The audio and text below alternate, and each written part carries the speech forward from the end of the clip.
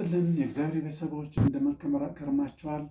ይህ አምላካችንን እናውቀውም ዘንድ በቤታችን ያለውን መጽሐፍ ቅዱስ እናጥና በሚል ርዕስ የሚቀርብ የመጽሐፍ ቅዱስ ክፍል ነው። በዛሬው ዕለት የምንመለከተው ከመጽሐፍ ቅዱስ ክፍላችን ሰፊውን ክፍል የያዘውን የብሉይ ኪዳንን መጽሐፍ ነው። ብሉይ ኪዳን የማን ነው? ይህ ትልቁ የመጽሐፍ ቅዱስ ክፍል የማን ነው? ብሉይ ኪዳን የማን ነው በሚል ርዕስ የሚቀርብ የመጽሐፍ ቅዱስ ይሆናል። ጠቅለል አጠር ተደርጎ መጽሐፍ ቅዱስ ሐሳብ ጭብጡን የሚያሳውቅ የመጽሐፍ ቅዱስ ክፍል ነው። አብረን እንቆያለን። እንደሚታወቀው እግዚአብሔር አምላክ ዓለምን ሲፈጥር ሁሉን ነገር ካመቻችና ካስተካከለ በኋላ ሰው ያለ በሰላም እንዲኖር በእረፍት እንዲኖር ኤደን ገነትን አዘጋጅቶ ተንከባከባት ብሎ ትእዛዝን ሰጥቶ አስቀመጠው።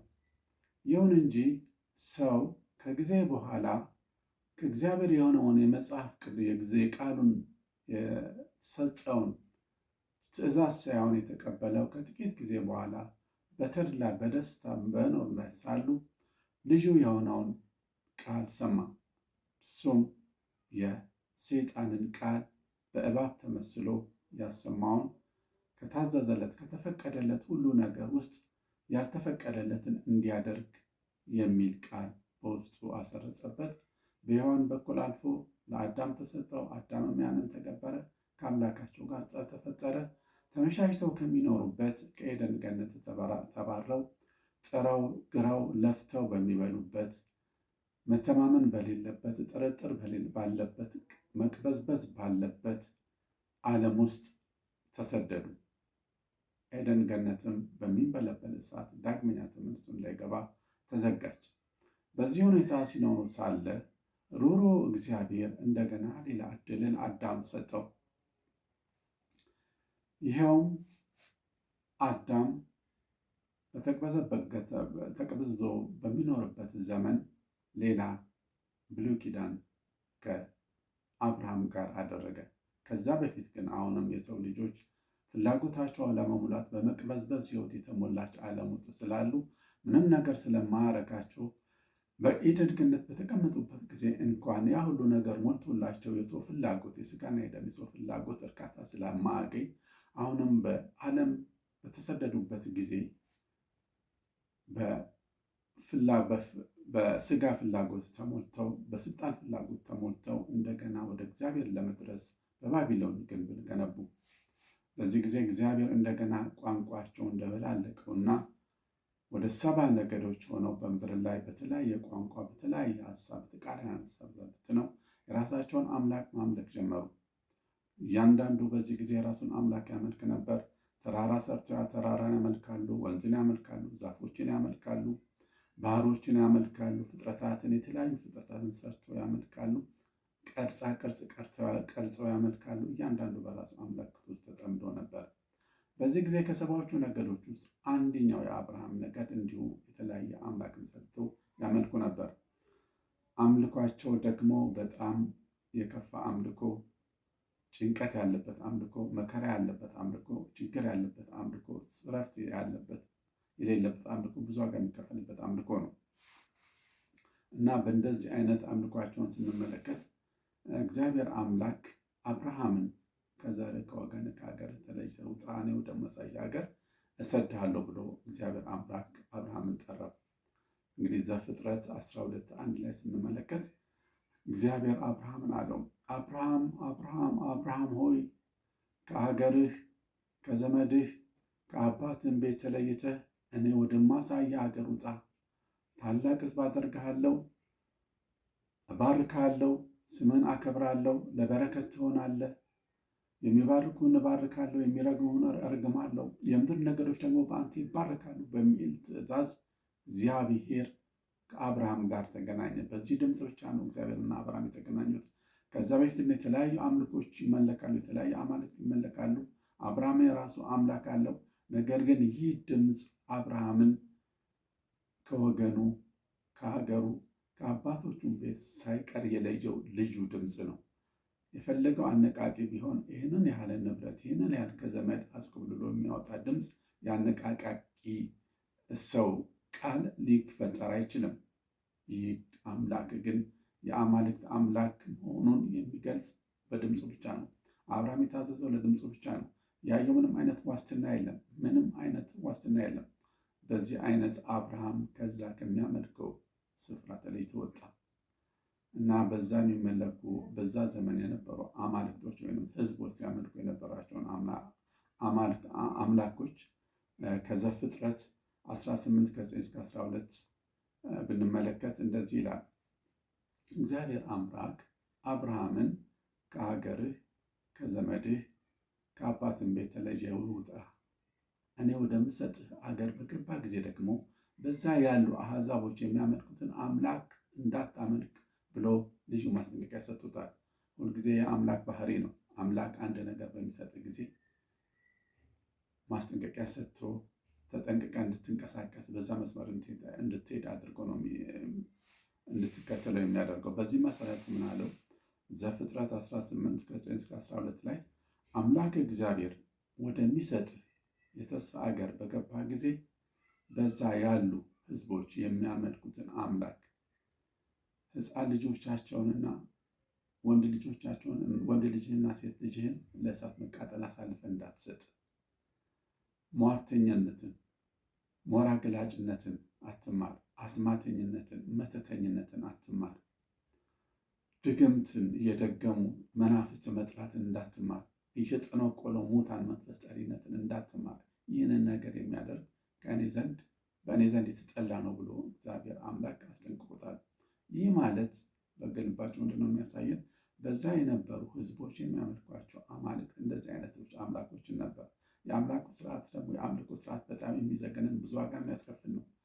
እናት ከሆዷ ማህፀን ከእናቷ ከማህፀኗ የወለደችውን 9 ወር አርግዛ የወለደችውን ሕፃን ልጅ በጣም በሚንቀለቀል እሳት ትልቅ ብረት ምጣድ ተጥሎ ትልቅ ሀገር የሚያክል ትልቅ ብረት ምጣድ ተጥሎ ያን ብረት ምጣድ በእሳት ከስር እየጋለበት ቀይ ሆኖ በሚፍልበት ጊዜ ያ ሕፃን ከበው እነዚህ አማልኪዎች ያንን ሕፃን የተፈረደበትን ሕፃን ለአምልኮ የቀረበውን ሕፃን እሳቱ ላይ ምጣዱ ላይ በሚጥሉበት ጊዜ ያ የሕፃኑ ድምፅ ጭር እያለ በሚያለቅስበት ጊዜ አምላካችን አምልኳችን ተቀበለ ብለው እነዛ ዙሪያ ከበው የሚደሰቱበት የሚጨፍሩበት የአምልኮ ስርዓት ዘግናኝ ስርዓት ነበር የሚካሄደው በዛ ስርዓት ማለት ነው። አብርሃም ከዛ ነው የተወጣው። እንዳታደርግ ተብሎ ተነግሮታል። አሁን እንግዲህ አብርሃም እንደዚህ ከተደረገለት በኋላ ይህ ድምፅ ልዩ ድምፅ ነው። አብርሃምን የጠራው ድምፅ እንዳልኳችሁ ከማናቸውም የአነቃቂ ድምፅ እየበለጠ ልዩ የሆነ ድምፅ ነው። እግዚአብሔር ቃል ዕብራውያን 4 ከ12 እስከ 13 ላይ እግዚአብሔር ቃል እንደዚህ ይላል። የእግዚአብሔር ድምፅ ሕያው ነው፣ የሚሰራም ነው፣ ሁለት አፍ ካለው ሰይፍ ይልቅ እጅግ የተሳለ ነው፣ አጥንትንና ጅማትን መንፈስንና ስሜትን ዘልቆ ይገባል ይላል። የልብንም ስሜትን ሀሳብ ይመረምራል።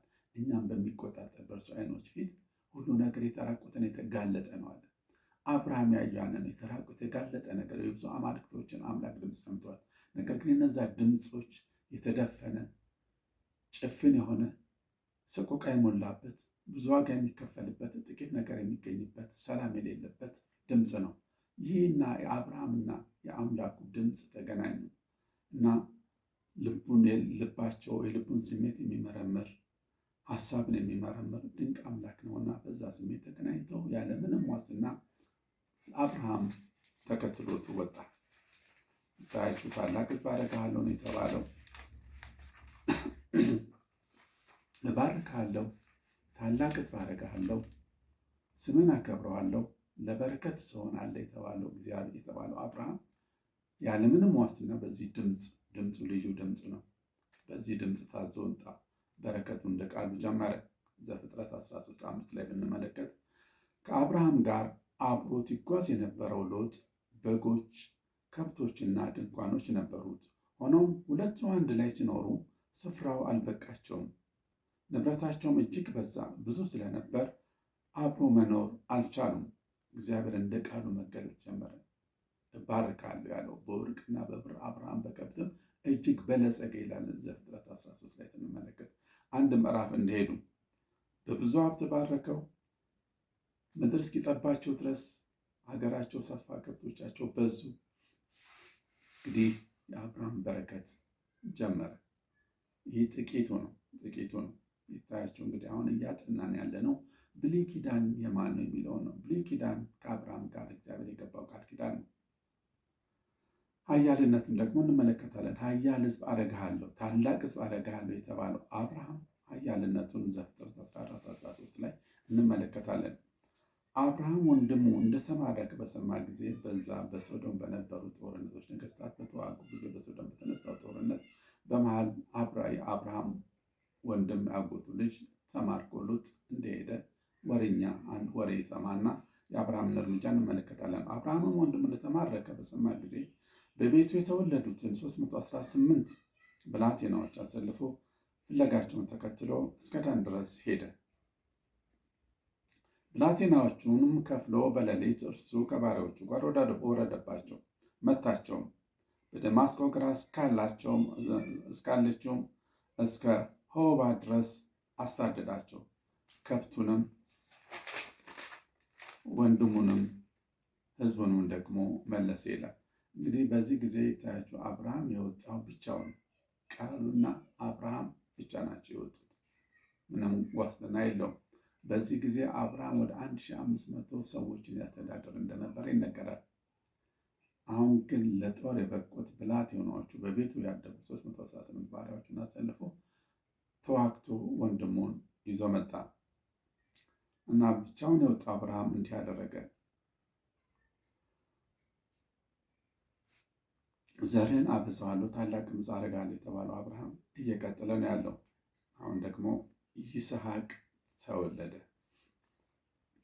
እዚህ ላይ አብርሃም እግዚአብሔር የገባለት ቃል የሰማይን ከዋክብት ተመልከት፣ የምድርን አሸዋ ተመልከት፣ ዘርን እንደዚህ አበዛልሃለሁ የተባለው የአብርሃም የእግዚአብሔር የተስፋ ቃል ለአብርሃም እስካሁን ድረስ በ75 ዓመቱ ተሰዶ እስካሁን ድረስ ግን አንድም ልጅ አልወለደም ነበር። በዛ መሀል ግን ብዙ ወደዚህ ወደዛ ሲሉ ነበር። አንዴ ከአጋር ጋር እንዲገባ ሁለቱ ባልና ሚስቶች አብርሃምና ሳራ ተማርከው ወደ ሰራተኛቸው ወደ አጋር አብርሃም እንዲገባ ተደርጎ አንድ ሰው ተወለደ። ያ ሰው ደግሞ ያለ እግዚአብሔር ፍቃድ የተወለደ ስለነበረ በቤተሰብ ውስጥ ችግር ፈጠረ። ወዲያው በዚህ ምክንያት ከዛ ከሚኖርበት ከመልካሙ ስፍራው ከእናቱ ከአጋር ጋር ተሰዶ እንዲሄድ ተደረገ። ይህ ሰዎች በራሳቸው ፈቃድ የሚወስዱት እርምጃ ነው። የእግዚአብሔር ቃል እስኪመጣ ድረስ ቃል ይፈትናል። ነገር ግን የእግዚአብሔርን ቃል የእግዚአብሔርን ነገር በትዕግስት መጠበቅ መልካም ነው። ስለዚህ እንደዚህ አይነት ችግር ደረሰበት። ያን ሁሉ አልፎ ነገር ግን እግዚአብሔር እንደ ተስፋ ቃሉ ለአብርሃም እና ለሳራ ልጅ ሰጣቸው። ዘፍጥረት 21:1-3 ላይ ብንመለከት እግዚአብሔር እንደተናገረው ሳራን አሰበ፣ እግዚአብሔርም እንደተናገረው ለሳራ አደረገላት። ሳራም ጸነሰች፣ እግዚአብሔርን በተናገረው መሰረት ለአብርሃም በስተርጅና ወንድ ልጅን ወለደችለት። አብርሃምም ሳራ የወለደችለትን ልጅ ይስሐቅ ብሎ ጠራው።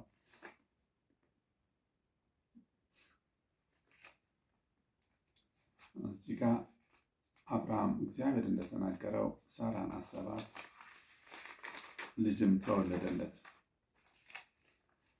እግዚአብሔር ይዘገያል እንጂ አይቀደምም፣ አይቆይም። ሰዎች ግን ያለ እግዚአብሔር ፈቃድ በራሳችን ሀሳብ ስንሄድ የተለያየ ችግሮች፣ የማይጠፋ ችግር በቤተሰቦቻችንና በምድራችን ላይ ተክለን እንሄዳለን። አብርሃምም ያለ እግዚአብሔር ፈቃድ በተወለዱት ልጆቹ ምክንያት ከቤተሰቡ የጀመረው ችግር እስከ ሀገር ድረስ ዘልቆ እስካሁን ድረስ በአንድ አባት ልጆች መካከል ጦርነቱ ከችግር ሽብር እንዳለ እንመለከታለን። እነዛ በመካከለኛው ምስራቅ ያሉ ሰዎች የአንድ አብርሃም ልጆች ናቸው። ሁሉም አባታቸው አብርሃም ነው። ነገር ግን ሰው በመዘግየቱ በፈጠረው ችግር ምክንያት ያለ ችግር ይፈጠራል።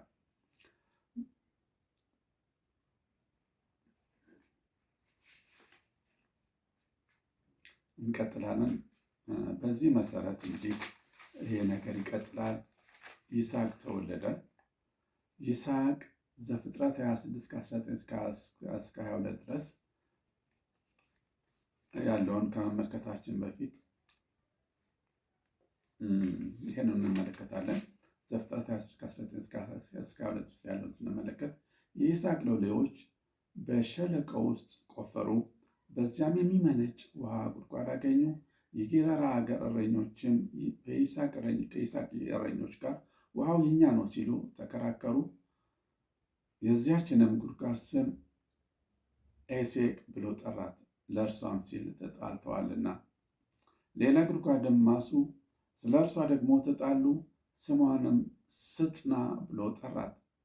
ከዚያም እልፍ ብሎ ሌላ ጉድጓድ አስቆፈረ፣ ስለ እርሷ አልተጣሉምና ስሟን ረሆቦት ብሎ ጠራት፣ እንዲህ ሲል አሁን እግዚአብሔር አሰፋለን፣ በምድርም ላይ እንበዛለን ሲል ያንን ብሎ ጠራት።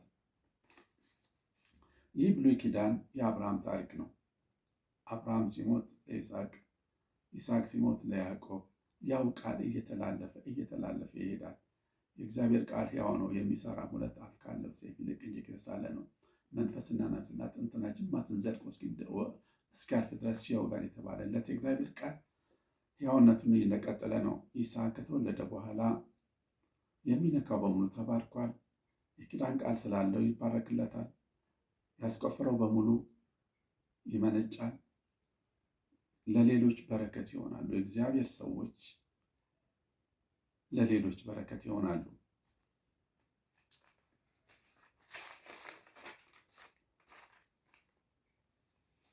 ይስሐቅ ልጆችን ወለደ።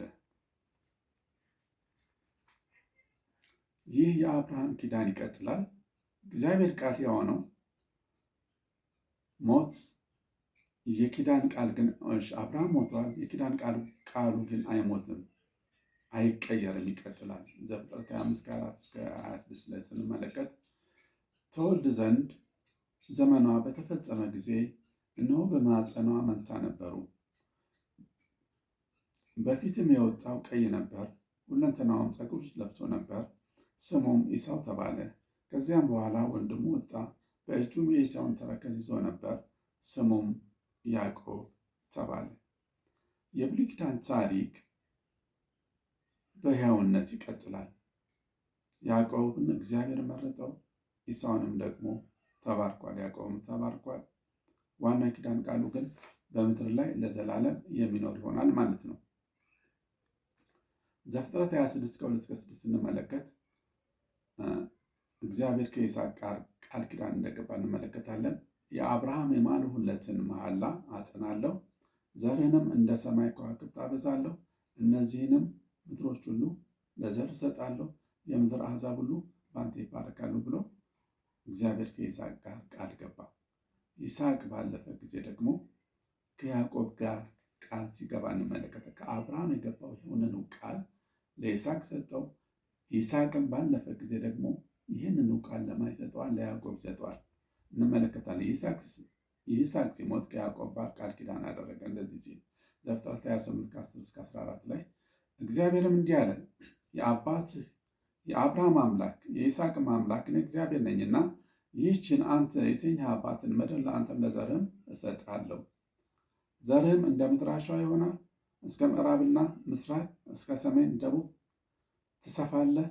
የምድርም አሕዛብ ሁሉ በአንተም በዘርህም ይባረካሉ ብሎ እግዚአብሔር አምላክ ከያዕቆብ ጋር ቃል ኪዳን አደረገ። እዚህ ላይ ልብ የምትሉት ነገር አሁን ከፍ ብለን እንዳልነው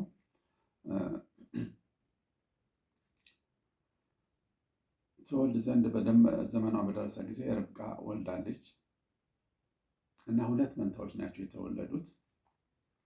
እነዛ 2 መንታዎች እግዚአብሔር አንዱን ኢሳውን ጠላው፣ ያዕቆብን ወደደው እንደሚል እግዚአብሔር ቃል አለ።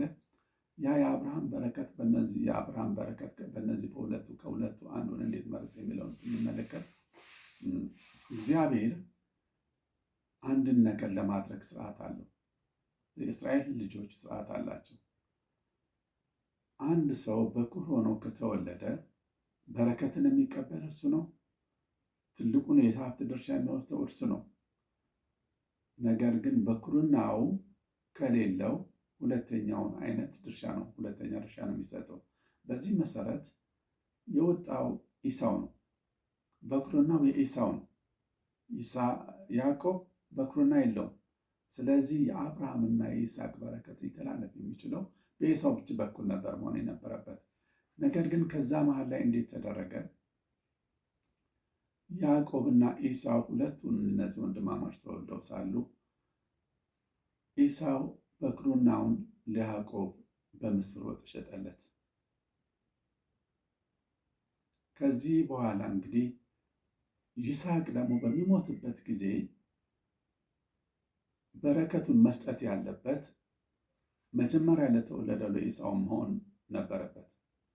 በዚሁ መሰረት ኤሳው መቀበል ሲገባው አሁንም ኤሳው እንግዲህ ይስሐቅ የዘመኑ መጨረሻ በደረሰ ጊዜ እኔ እንግዲህ መሞቻ ይደርሷል፣ ትልቅ በረከት ደግሞ ከኔ ጋር አለ፣ ከአብርሃም የተቀበልኩት ከይስሐቅ የተቀበልኩት ከአብርሃም የተቀበልኩት ትልቅ በረከት በእኔ ውስጥ አለ። ያን በረከት ልሰጥው የምችለው ደግሞ ለበኩር ልጄ ስለሆነ እንግዲህ ኤሳው ከዚህ በፊት እንደምታደርጉ ጥሩ ምግብ አዘጋጅተልኝ እና ምግቡን አዘጋጅልኝና ከዛ በኩርን አይነት በረከትን እሰጥሃለሁ አለው። በዚህ ተስማምተው ኤሳውም ሄደ። ኤሳው ለአደን እንደወጣ ጊዜ ርብቃ ያንን ጉዳይ ሰምታ ስለነበረ ያዕቆብን ጠርታ በል በረከትን በጊዜ ውሰድ፣ አባት የሚፈልግ አባቱን እንዳያይ አድርጎታል። እንግዲህ አባቱ ማያ አይችልም፣ በድምፁ ነው መለየት የሚችለው። ስለዚህ በረከትን ውሰድ ስትለው ርብቃ እናቱ እንደዛ በምትለው ጊዜ እናቱ አባቴ በድምፅ ያውቀኛል፣ የኤሳው ፀጉር ደግሞ ፀጉራም ነው፣ የእኔ ፀጉር ደግሞ ፀጉር የለኝም፣ ቢዳስሰኝ እንኳን አባቴ በረከቱን ሰውን መርገቡን ወስዳለሁ፣ ስለዚህ ይቅርብኛል። ይሄ ነገር ከላይ የተቆረጠ ነገር ስለሆነ ያንተ መርገም ያንተ እርግማን በእኔ ይሁን አይደርስብህም ብላ ምግቡን አዘጋጀችለትና ሄዶ ለይስሐቅ ይዞለት ገባ። እንደ ኤሳው አስመስሎ ማስለት ነው። እንዴት ፈጠንክ አለው አባቱ ይስሐቅ። አምላክ አባት ረዳኝና ወዲያው እኮ አደኑ ቀንቶኝ ይዤ መጣዋለሁ። በል እንግዲህ ልማርቅህ እስቲ ና ልዳስ። ለማንኛውም አለ። ሲዳስሰው የፀጉር ከብት አልብሰው ስለነበረ በዛ እውነትም እንደ ኤሳው ፀጉራም ነው ከብቱ። ልጄ ድምፅህ ያዕቆብ ነው፣ አንተ ግን ሌላ የኤሳው ነው ብሎ የተጠራጠረ ያው አብርሃም ይስሐቅ በረከቱን ለማሰጠት ለያዕቆብ ሰጠ። እንግዲህ የእግዚአብሔር እጅ ያለበት ነው። ስለዚህ አሁን በእስራኤል ሕግ መሰረት ያዕቆብ ሕጉን ጠብቋል። በኩርናውን ተቀብሏል። በረከትን መቀበል መብት አለው በእግዚአብሔር ሕግ መሰረት በስ ስለዚህ ይህ የአብርሃም የኪዳኑ ቃል ወደ ይስሐቅ ሄደ። የይስሐቅ የኪዳኑ ቃል ስርዓቱን ጠብቆ በምድራዊ ስርዓት ጠብቆ ለያዕቆብ ሰጠ፣ ደረሰለት ማለት ነው። አሁን የያዕቆብ ልጆች እንመለከታለን። ያዕቆብ ስሙ ተቀየረ። ዘፍጥረት 32 24 እስከ 28 ዕለት እንመለከታለን። ያዕቆብ ስሙ ተቀይሯል። ያዕቆብ ግን ለብቻው ቀረ። አንድ ሰውም እስከ ንጋት ድረስ ይታገለው ነበር። እንዳላሸነፈውም ባየ ጊዜ የጭኑን ሹልዳ ነካው። ያዕቆብ የጭኑን ሹልዳ ሲታገለው ደነዘዘ፣ እንዲህም አለ፣ ሊነጋ አቅላልቷልና ልቀቀኝ። እርሱም ካልባረከኝ አልለቅህም። እንዲህም አለው፣ ስምህ ማን ነው? እርሱም ያዕቆብ ነኝ አለው። ከእንግዲህ ወዲህ ስምህ እስራኤል ይባል እንጂ ያዕቆብ አይባል፣ ከእግዚአብሔርም ከሰውም ጋር ታግለህ አሸንፈሃልና። ይህ የእግዚአብሔርና የአብርሃም የኪዳን ቃል ነው። የብሉይ ኪዳን ነው። ብሉይ ኪዳን የማን ነው? ብሉይ ኪዳን የአብርሃም ነው። ብሉይ ኪዳን የያዕቆብ ነው። ብሉይ ኪዳን የይስሐቅ ነው። የብሉይ ኪዳን ታሪክ ነው። ከሀገርህ ከወገንህ ከአባትህ ቤት ተለይተህ ያለው ቃል ዛሬም ሕያው ነው። ሰው ያልፋል፣ የእግዚአብሔር ቃል ግን ሕያው ሆኖ ይቀጥላል። ከትውልድ እንደ ትውልድ እየተላለፈ ስርዓቱን ጠብቆ ነው የሚሄደው። በኃያልነት፣ በባርኮትነት፣ በአሸናፊነት፣ በማስደነቅ፣ በማስገረም የእግዚአብሔር ቃል የሰውን ቴክኖሎጂ እየጨፈላለቀ የሚሄድ በዲቫይን ቴክኖሎጂ በመለኮታዊ ኃይል በማስደነቅ የሚጓዝ ሕያው ቃል ነው። በዛሬው ዕለት የእስራኤልን የያዕቆብን ልጆች የያዕቆብን ልጅ እንዲህ ስሙ ተቀይሯል። ስሙ ያዕቆብ እስራኤል ተብሏል። የአብርሃም በረከት ከይስሐቅ በስርዓት ጠብቆ ተላልፎለታል። በኩርናውን ተቀብሏል። በረከቱን ተቀብሏል። አሁን እስራኤል ደግሞ እንዴት እንደሚራ ልጆቹን እንመለከታለን። ልጆቹን ተመልክተን የዛሬውን ትምህርታችን በዚህ ላይ እናቆማለን። ያዕቆብ ወይንም የእስራኤል ልጆች ዘፍጥረት 35 ከ23 እስከ 35 ያለውን እንመለከታለን። ያዕቆብ ልጆች 12 ናቸው። የልያ ልጆች ያዕቆብ በኩል ልጅ ሮቤል አለ። ታውቃላችሁ፣ ፈጣሪያችንን እናውቀውም ዘንድ በቤታችን ያለውን መጽሐፍ ቅዱስ እናጥና በሚል ርዕስ የሚቀርብ የመጽሐፍ ቅዱስ ክፍል ነው። ስለዚህ ልብ በሉ። ይህንን እኔ የማነብላችሁ የምታደርግላችሁ በቤታችሁ ካለው የመጽሐፍ ቅዱስ ክፍል እየወሰድኩኝ ነው። ይህ በዓለም ላይ ያሉ መጽሐፍ ቅዱሶች በሙሉ በየትኛውም ቋንቋ ቢተረጎሙ አንድ አይነት ቋንቋ ነው ያላቸው። ምክንያቱም እግዚአብሔር ቋንቋችንን አንድ አድርጓልና ነው። ስለዚህ ያዕቆብ ልጆች 12 ናቸው። እንዳልኳችሁ የልያ ልጆች ያዕቆብ በኩል ልጅ ሮቤል፣ ስምዖን፣ ሌዊ፣ ይሁዳ፣ ይሳኮር፣ ዛቢሎን። የራሔል ልጆች ዮሴፍ፣ ቢንያም። የራሔል ባሪያ የባላ ልጆችም ዳን፣ ንፍታሌም። የልያ ባሪያ የዝልፋ ልጆችም ጋድ፣ አሴር። እነዚህ በሁለት ወንዞች መካከል በሶሪያ የተወለዱለት ያዕቆብ ልጆች ናቸው። እንግዲህ እነዚህ 12 ያዕቆብ ልጆች ያዕቆብ በረከቱን በዚህም በዛም ብሎ ሁለተኛ ተወልዶ በረከቱን ምርቃቱን በዚህም በዛም ብሎ የተወለደ እንዴት አይነት የአብርሃምን ቃል ኪዳን እንዳስቀጠለ እንመለከታለን። ታላቅ ሕዝብ አደርግሃለሁ፣ እባርክሃለሁ፣ ስምህን አከብርሃለሁ፣ ለበረከት ትሆናለህ፣ የሚባርኩ ይባረካሉ፣ የሚረግሙን እባርካለሁ፣ የምድር ነገዶች በአንተ ይባረካሉ የሚለውን የመጽሐፍ ቅዱስ ክፍል እያጠናን ያለ ነው። ለዛሬው ትምህርታችን እዚህ ላይ እናቆማለን። በሚቀጥለው ትምህርታችን ደግሞ እነዚህ 12ቶቹ የእስራኤል ልጆች የያዕቆብ ልጆች የአብርሃም የልጅ ልጆች ማለት ነው እንዴት ሀገር እንደሆኑ፣ እንዴት ዘርን እንደ ምድር አሸዋ አበዛለሁ፣ እንደ ሰማይ ከዋክብት አደርጋለሁ ተብሎ የተባለው ቃል እንዴት እንደሚፈጸምና ይህ ኃያልነታቸው ኃያል ሕዝብ አደርጋለሁ፣ ታላቅ ሕዝብ አደርጋለሁ የተባለው እግዚአብሔር ቃል እንዴት የሆነው እየቀጠለ እያለ እንመለከታለን። አብራችሁን ቆዩ። እስካሁኒቷ የያዕቆብ ልጆች የእስራኤል ልጆች ያላቸውን በረከት እንመለከታለን። እግዚአብሔር ይባርካችሁ። ሰላም